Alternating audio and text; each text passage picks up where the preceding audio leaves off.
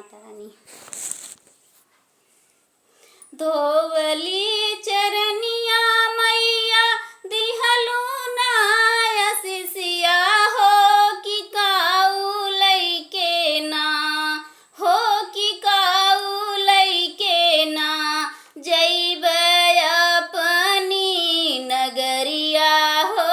कि काऊ लैके ना जैब अपनी नगरिया हो कि काऊ लैके ना धनवाज देबै बेटी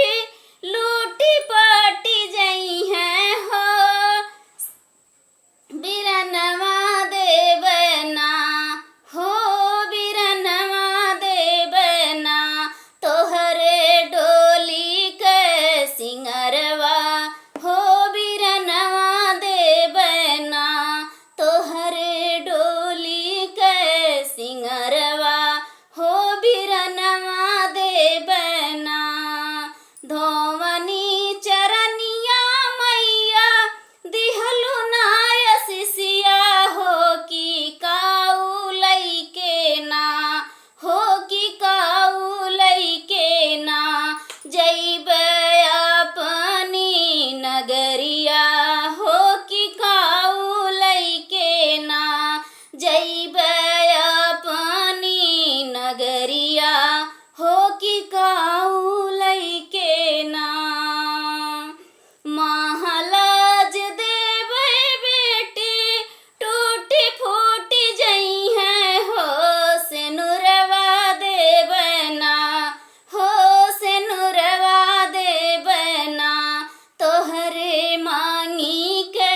सिंगरवा हो सेनुरवा देबै ना तोहरे मांगी के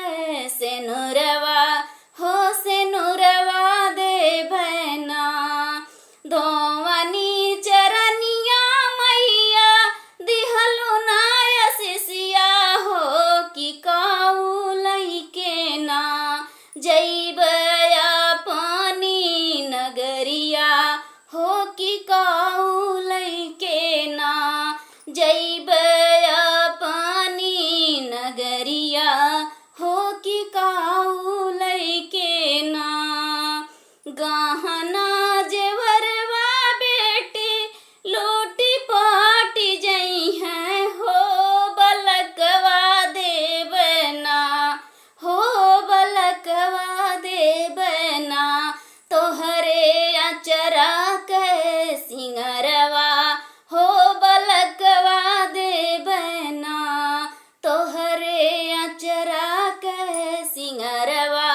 हो बलकवा देबै ना धोवनी चरनिया मैया दिहलू नाय सिसिया हो कि काऊ लैके ना मैया हम जाइब नगरिया हो कि काऊ लैके ना हम जाइब नगरिया हो कि काऊ लैके ना जैब अपनी नगरिया हो कि काऊ लैके ना जै